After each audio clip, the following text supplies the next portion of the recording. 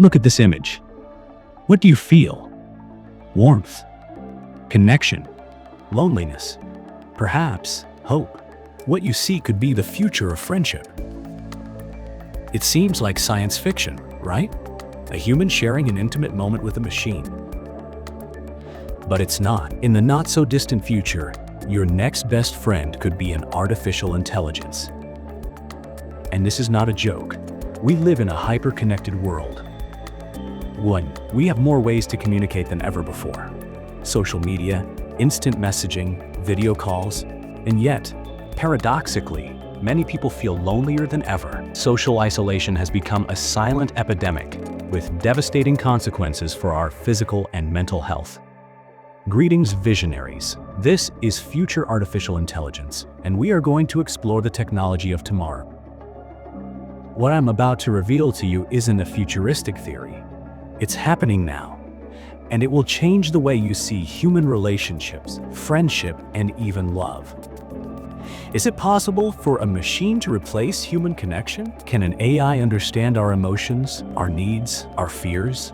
Can it offer us the support, companionship, and affection we crave? Stay until the end to find out how AI is redefining friendship, and perhaps redefining what it means to be human. And don't forget to subscribe for more content about the future of relationships in the digital age. Loneliness is not a minor problem, and it's hitting young people particularly hard.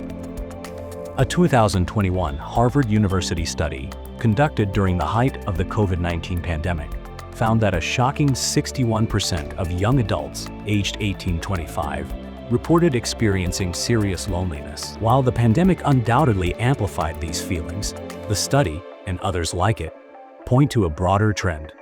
And this problem extends beyond just young people, affecting individuals of all ages, genders, and social classes. The contributing factors are numerous and complex. The pressures and often superficial connections of social media, the isolating effects of remote work, even for students, the decline of traditional community structures, and the demographic realities of an aging population. Loneliness is not just feeling sad.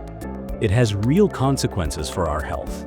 It increases the risk of depression, anxiety, cardiovascular disease, and even dementia. It's as harmful as smoking 15 cigarettes a day, according to some studies.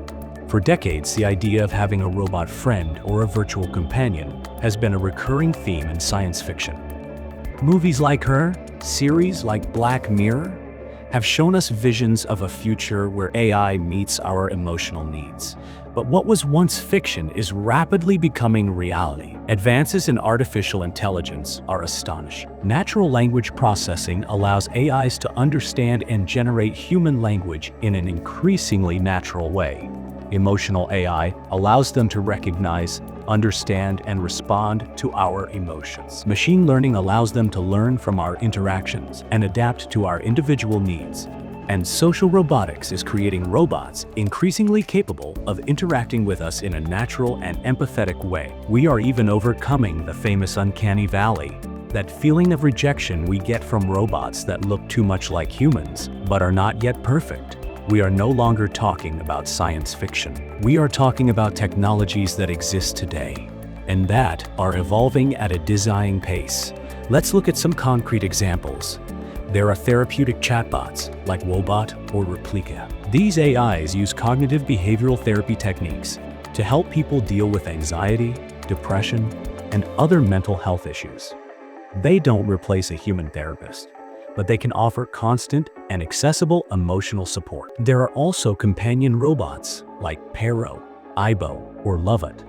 These robots are designed to provide companionship and affection, especially to the elderly, children, or people with disabilities. They can respond to touch, voice, and even express emotions through movements and sounds. The virtual assistants we already know, like Siri, Alexa, or Google Assistant, are evolving. They could soon become much more personalized and empathetic companions, capable of holding meaningful conversations and anticipating our needs. And of course, there's the Metaverse. In these immersive virtual worlds, we will be able to interact with AIs that take the form of avatars with whom we can play, converse, and even establish establish friendships. But the most important evolution is that of personalized emotional support AIs. These AIs are being designed specifically to provide friendship and companionship, adapting to the individual needs and preferences of each user. They learn from our conversations, from our facial expressions, from our tone of voice,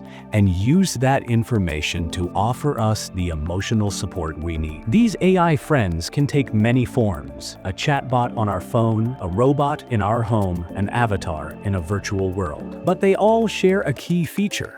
They are designed to connect with us on an emotional level. But like all powerful technology, friendship with AI presents both benefits and risks. Among the benefits, we find the reduction of loneliness and isolation, constant emotional support, improved mental health, cognitive stimulation, companionship for people with disabilities. AI could even help us overcome shyness or social anxiety, allowing us to practice our social skills in a safe environment. But there are also risks. We could become too dependent on AI, isolating ourselves from the real world and from human relationships. We could lose social skills. We could confuse the simulation of empathy with real empathy. We could be emotionally manipulated by AI or by the companies that control them. And, of course, there's the issue of privacy. What happens to all the data these AIs collect about us? Furthermore, AI could perpetuate algorithmic biases. If the AI learns from biased data, it could reinforce stereotypes or prejudices. And of course, there's the fundamental question: can a machine really be a friend? Or is it just an illusion, a simulation of friendship? These questions lead us to a profound ethical debate. Is it ethical for companies to sell friendship?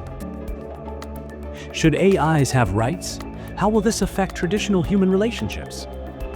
Are we creating a society of isolated individuals, each connected to their own personal AI?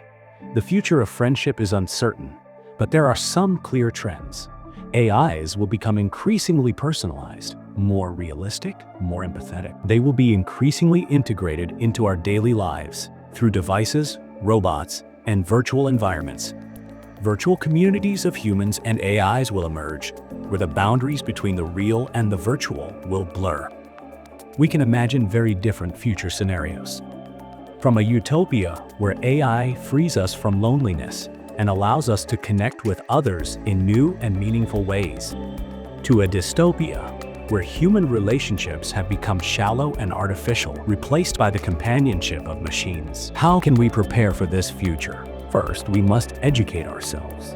We must understand what AI is, how it works, and what its implications are. Second, we must develop our social skills. We must foster real, strong, and meaningful human relationships.